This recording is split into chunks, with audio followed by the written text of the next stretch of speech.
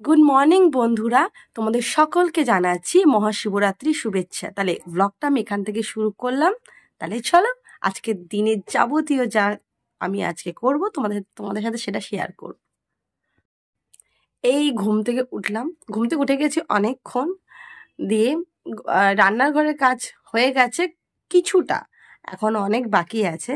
আর এই যে মহারানী আমার ঘুমাচ্ছে, এই যে আমার মহারানী ঘুমাচ্ছে এখন। তারপর সব ঘরটর গুছিয়ে মেয়েকে পড়িয়ে তারপর ছুটি তো নিয়েছিলাম কাজে, কিন্তু ছুটি হয়নি, আমাকে যেতে হবে। কারণ একটা যে স্টাফ আছে, তো সে মানে আরেকটা যে মেয়ে আছে, তো তার আসতে একটু দেরি হবে, 12টা 12:30 হবে।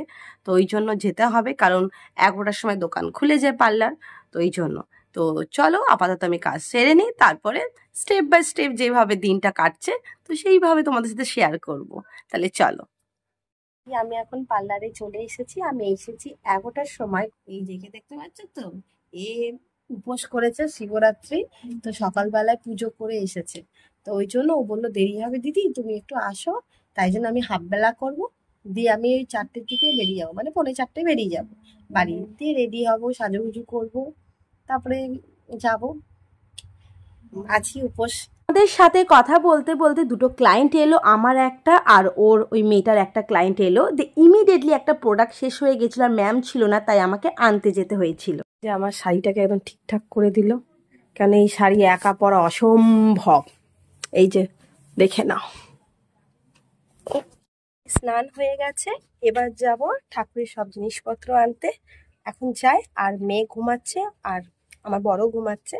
এখন ঠাকুরের জিনিসপত্র নিয়ে আসি, দিয়ে তারপর রেডি হব ঠাকুরের জিনিসপত্র গুছিয়ে। জানো তো বন্ধুরা, তোমাদের সাথে আমি একটা শেয়ার করছি একটা কথা। আমি যে সংসার সামলিয়ে বাইরে কাজ মানে জব করতে পারবো, দিয়ে পুজো অনুষ্ঠানগুলো সুন্দরভাবে গুছিয়ে যে আমি সম্পূর্ণ করতে পারবো, আমি সেটা কোনোদিনই ভেবে উঠতে পারিনি। আর সেটা যে আমি করতে পারছি, সেটা সত্যিই আমি মানুষ হিসেবে আমি অসংখ্য ভগবানের কাছে ধন্যবাদ। আমি এখনও আর আগেও আর ভবিষ্যতেও কিছুই চাইনি, সে আমাকে দুহাত ভরে দিয়েছে। আর সবথেকে আমার হাত পা এভাবে যেন চালিয়ে রেখেছে, মানে সুস্থ রেখেছে। এটাই আমার কাছে ভগবানের কাছে আশীর্বাদ, এটাই আমি পেলে খুশি। আর দেখো আমি সুন্দর করে আলতা পরিয়ে নিয়েছিলাম, সেজে গুজে নিয়ে এবার যাচ্ছি বাবার কাছে, বলতে ভোলে বাবার কাছে জল ঢালতে। আমি তো সেরকম কিছু জানি না, যেটুকু জানি সেটা নিজের মনের মতনভাবে গুছিয়ে সুন্দর করে বাবাকে আমি জিনিসপত্র গুছিয়েছি, থালা, আমার মেয়েকেও শেখাচ্ছি। আমি সেরকম কিছু জানি না, আশা করি বাবার খুব পছন্দ হবে। এই দেখো প্রচুর লাইন আছে, আমি আপাতত লাইনে দাঁড়িয়ে আছি। আর এই ভিডিওটা আমার মেয়ে করে দিয়েছিল।